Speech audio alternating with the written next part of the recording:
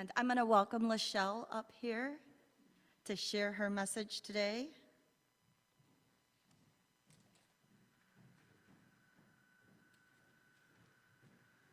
Are you good? Do you need anything? I think I'm good.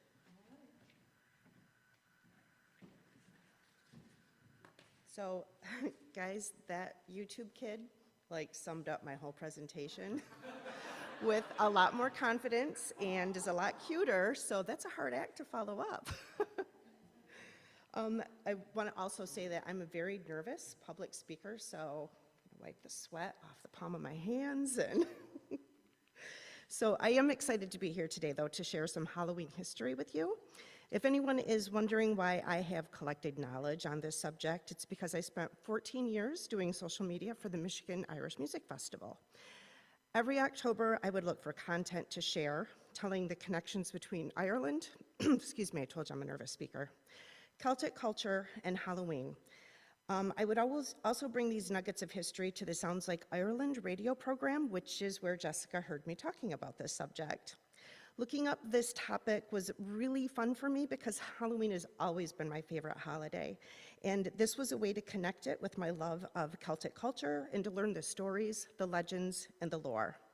I'm also going to warn you that I'm going to struggle with a lot of these pronunciations and probably get them wrong. The first tough one is Oweynagat, spelled Oweynagat.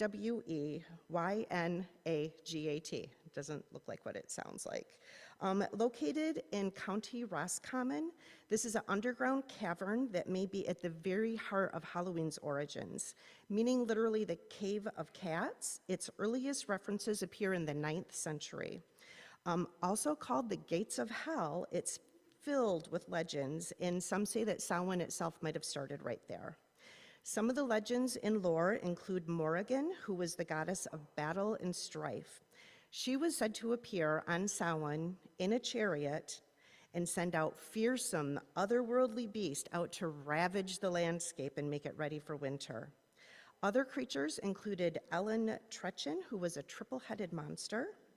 Another one that's hard to say, the Tuatha De Donan, also known as the fairies in the Seath, she, spelled S-I-D-H-E, tiny red birds that could wither plants with their breath, magical pigs, and wild cats. Other sacred sites that are closely associated with Samhain are the hill of, bear with me, Lochtaga, where the Great Fire Festival took place, and the Mound of the Hostages on the hill of Tara, where the entrance passage is aligned with the rising sun for both Samhain and for Imbolc, which is the spring festival. That mound is a Neolithic sculpture, and it was built somewhere around 3000 BC, which suggests that Samhain was celebrated before the Celts even arrived in Ireland. I keep mentioning Samhain, as did that little boy. So let's talk about that. As he said, it looks like Samhain, but is pronounced Samhain. And it was the most important of the 4 Celtic season festivals. It took place between the fall equinox and the winter solstice, marking the end of the long, light days of summer and the beginning of the dark, cold months of winter.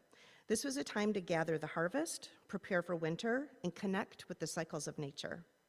During this time, home hearth fires were allowed to burn out while the harvest was collected. After the work was done, people joined the Druid priests to pray and light a large communal bonfire using a friction wheel. The wheel symbolized the sun. Flames from this community fire were taken back to the homes to relight the hearth fires, keeping the spirit of the sun alive and the home protected. Cattle were central to the Samhain. Before the feast, herds were driven off cliffs. That's right, driven off cliffs, and every part of the animal was used. Meat for food, hides for clothing, and the bones were gathered and burned in a huge bone fire, releasing the spirits of the cattle and offering thanks for the harvest. This tradition is considered the origin of our Halloween bonfire today. And once I read that, it's hard for me to not say bonfire instead of bonfire going forward. Bonfires were practical and spiritual. Villagers believed that this night, the veil between the earth and the other world was at its very thinnest, allowing evil spirits, fairies, and other supernatural creatures to roam freely. To protect themselves, they would light massive bonfires and wear costumes to disguise themselves. from the wandering entities. Jumping over the flames of the bonfire was believed to bring luck, purification, and fertility for the coming year.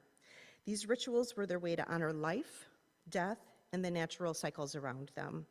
Even after Christianity arrived, many of these traditions endured, blending with All Saints' Day while preserving the ancient customs of honoring the dead. Today, we can still see Samhain's legacy in ancient bonfires, costume, and the lasting awareness of life cycles. So on the ground, we have some items displayed that were items that were used in divinations. Samhain was also a time for fun, games, and a little bit of mischief, and people loved using divinations as part of the celebration and as a way to catch a glimpse of the future. Many of these traditions focused on matchmaking and getting a glimpse of who your future spouse would be. Several of the methods are used in there are several methods used. Oh my gosh. This is an easy sentence. There are several methods used in Celtic lore. One was mirror gazing. You'd stand in a mirror by candlelight in a dark room, and the face of your true love would appear in the mirror. Another more dangerous one was to hold a mirror over your shoulder while walking down the stairs backwards. There were also cabbage divinations that were popular in Ireland and Scotland. Young women would pull cabbages from the ground to see what the romantic futures held. A well-grown cabbage meant a handsome husband. A crooked or rotten stalk foretold of marrying a stingy old man. 2 heads on a cabbage warned of a widowhood, and a hollow cabbage meant the girl would never marry. The number of buds was said to predict the number of children. And then after your future was read, the mischief came in and you threw the cabbages at your neighbors' houses. Dreams played a big part in the divination also. If you ate salty foods like a salted egg or smoked herring before you went to bed, you would dream of your future love bringing you a glass of water to quench your thirst. Placing a pinch of salt or a rowan leaf under your pillow could bring a dream of your future marriage. And if you picked 9 ivy or yarrow leaves and placed them in a stocking under your pillow while reciting a special poem, you'd dream about your future spouse. The Celts also looked to nature and simple objects for health and fortune divinations. Each family member would place an ivy leaf and a glass of water overnight, and in the morning, if the leaf was spotless, it meant good health until the next Halloween. Leaving a bowl of water outside predicted the coming year. Frozen water meant a harsh winter, and liquid meant a mild and prosperous year. They also practiced thread burning, where a slow burn meant a long life, and a short one was not good. Food was also a playful way to predict the future. Certain items could be hidden in barmbrack, colcannon, and furag, if I'm pronouncing that rightly. And it's really hard to see them, but they're right down there by that little flickering candle. So if in your food you found a coin, that meant prosperity, a ring meant love, a thimble meant spinsterhood, and a rag meant tough financial future ahead. These foods are, barmbrack is a traditional Irish bread, similar kind of to fruit cake. It has dried fruit in it, so it's also called speckled bread. Colcannon is basically mashed potatoes with cabbage and kale, sometimes onion for flavoring, and furag is made with oats and cream. If you ever want to look up those recipes, they're readily available online, and Kerrygold Butter has a lot of really great recipes using, of course, their Irish butter. There were also soul cakes, which the little boy also mentioned. On All Hallows Eve, the Irish baked these little biscuits, passed them around the bonfire, and ate them to help guide lost souls to the other world. The more you ate, the more souls you helped save. Jessica had mentioned apples a few times, and so I wanted to make sure that I had apples in here. And you know how like you have like a Christmas tree or a holiday tree that you buy like an ornament every year for, or a village or something, and every year you get one special thing? Well, over my years of doing the research for this, there's always like that one little nugget that I find each year that I add to my collection. And so because Jessica had mentioned apples, I did a little research on apples, and that's my new Christmas village piece this year that I learned just the year. Apples were really, really big in divination, and they were really important for the Celts because they were associated with female deities who controlled the ways of love. When an apple is sliced in half, the shape of the seeds shows a pentagram, and for the Celts, this is a symbol of the goddess. So bobbing for apples was the most popular divination using apples, and the first person to bite was the first person who would wed. Peeling an apple in front of a mirrors again would show maybe who you were going to fall in love with and marry. Peeling an apple and throwing the peeling over your shoulder would land in the shape of a letter, and that would be the first letter of your future spouse, or the length of your peel signified the length of your life. So on the top, we have some symbols displayed, and when you think of Halloween, these are the symbols that come to mind: jack-o'-lanterns, ghosts, witches, cats, and most of these icons come from Irish folklore. Take, for example, the jack-o'-lantern. Originally, people in Ireland carved turnips, again, stolen by that little YouTube kid, inspired by the legend of Stingy Jack. Stingy Jack was a clever man who played a trick on the devil himself, and the devil did not like that. So Jack was condemned to enter neither heaven nor hell, but to roam earth, wandering around with a carved turnip with light in it. So on Samhain night, the Irish carved turnips and placed candles in them, put them in their windows to keep the evil roaming spirits away. And when the tradition came to America, pumpkins are a lot easier to carve than a turnip, so that's how the tradition came to be in America. Black cats also have their roots in Celtic mythology. The Kate Seath is a fairy creature who takes the form of a large black cat. And on Halloween, families would leave out a bowl of milk for Kate Seath so that she would be pleased and not curse the family's cows. The most famous vampire that we all know of is Dracula, and Bram Stoker was the author, who was born in Dublin. He was an Irishman who wrote Dracula in 1897, and even a few decades earlier than that, Joseph Sheridan Le Fanu, also an Irishman, wrote Carmilla in 1872, one of the first vampire stories put in literature. Both authors drew on Gothic Irish traditions, and here's a little bit of fun trivia for you. Dracula is the most portrayed literary character in film, followed by Sherlock Holmes. Ghosts are part of the story, too. The banshee is a spirit known for her mournful wail, said to foretell the death of a family. Seeing her washing blood-soaked clothing in the river was also not a good sign. The Slua Sheed were spirits who traveled from the west in the dark, swirling around in the dark night sky, sort of like a murmuration of birds. And people would actually block their west windows to keep the Slua Sheed from entering and stealing their souls. And then there's the Doulahan, a headless rider who carries his own head under his arm while riding a black horse with glowing eyes. Some tales said that he used a whip made from a human spine. He was also an omen of death, and it sounds like he inspired the later legend of the Headless Horseman.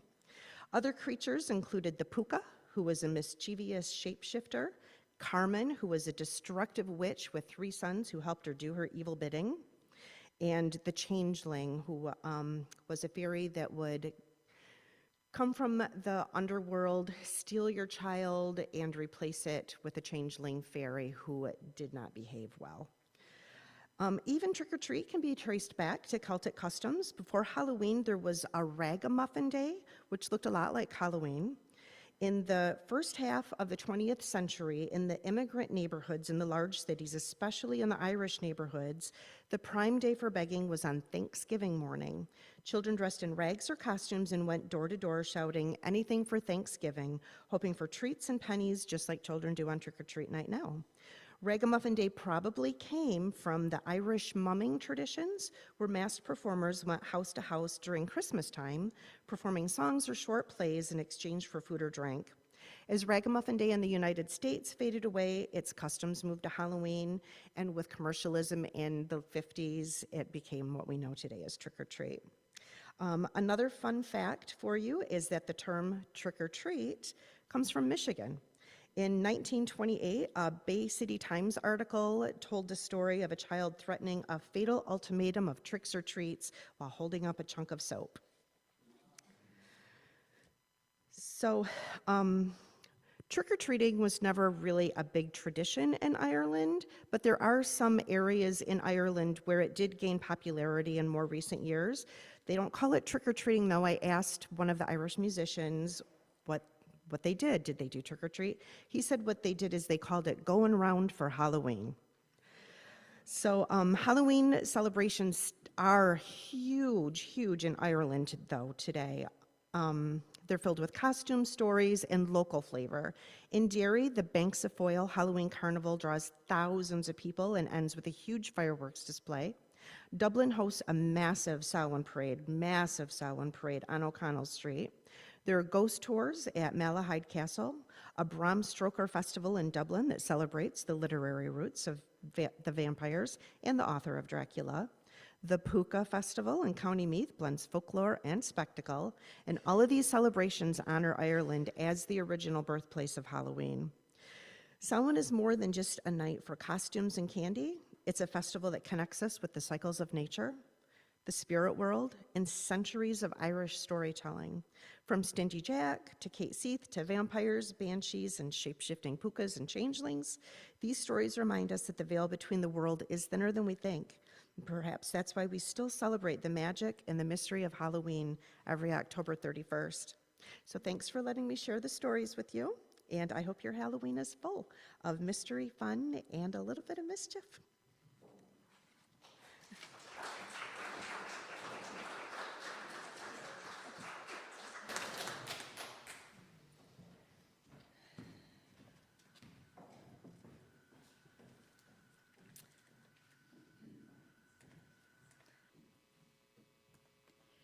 In the season, leaves should love, since it gives them leave to move through the wind towards the ground they were watching while they hung.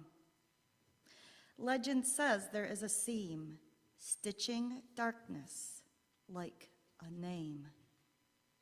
Now, when dying grasses veil earth from sky in one last pale wave, as autumn dies to bring winter back and then the spring, we who die ourselves can peel back another kind of veil that hangs among us like thick smoke. Tonight, at last, I feel it shake. I feel the nights stretching away, thousands long behind the days, till they reach the darkness where all of me is ancestor. I move my hand and feel a touch move with me. And when I brush my own mind across another, I am with my mother's mother. Sure as footsteps in my waiting self, I find her, and she brings arms that carry answers for me, intimate, awaiting bounty. Carry me. She leaves this trail through a shutter of the veil and leaves, like amber where she stays, a gift for her perpetual gaze.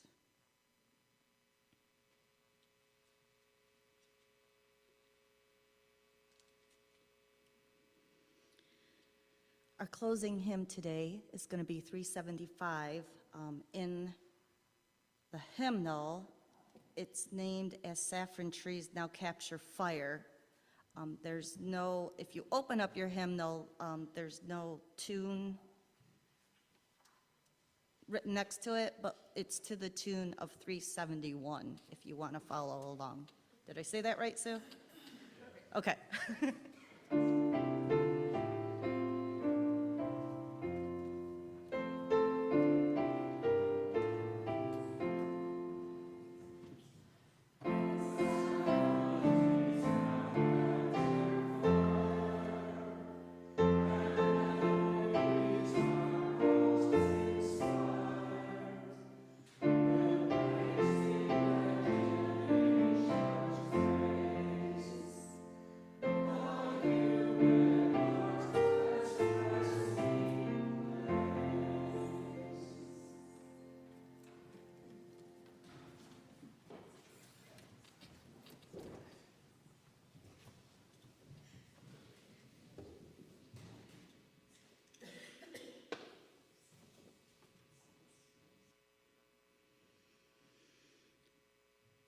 When we take fire from our chalice, it does not become less. It becomes more.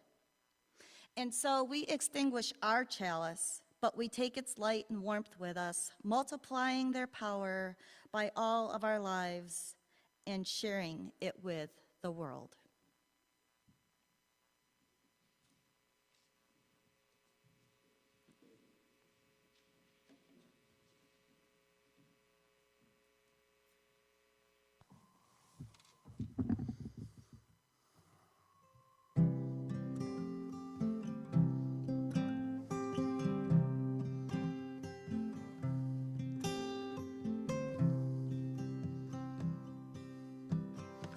You remember me when the west wind moves among the fields of barley, and the jealous sun and its jealous sky as we walk in fields of gold. So she took her love for to gaze a while on the fields of barley, and her humps she fell as her hair came down among the fields of gold.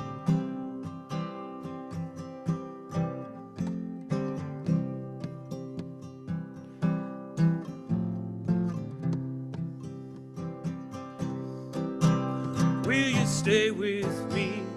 Will you be my love among the fields of barley? We'll forget the sun in its jealous sky as we lie in fields of gold. Feel the west wind move like a lover's soul on the fields of barley. Feel her body rise as you kiss her mouth.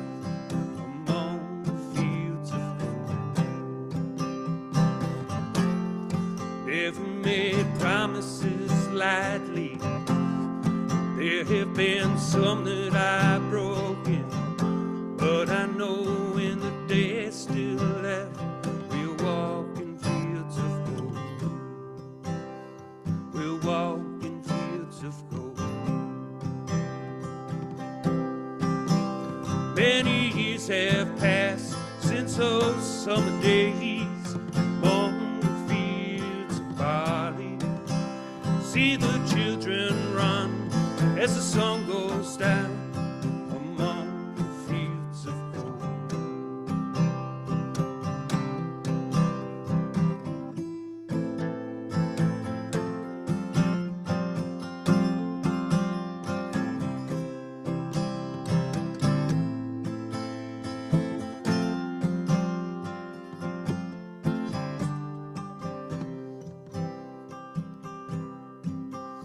You remember me when the west wind moves on the fields of barley. You forget the sun and its jealous sky as we walked in fields of gold. As we walked in fields of gold. Because we walked in fields of gold. Thank you.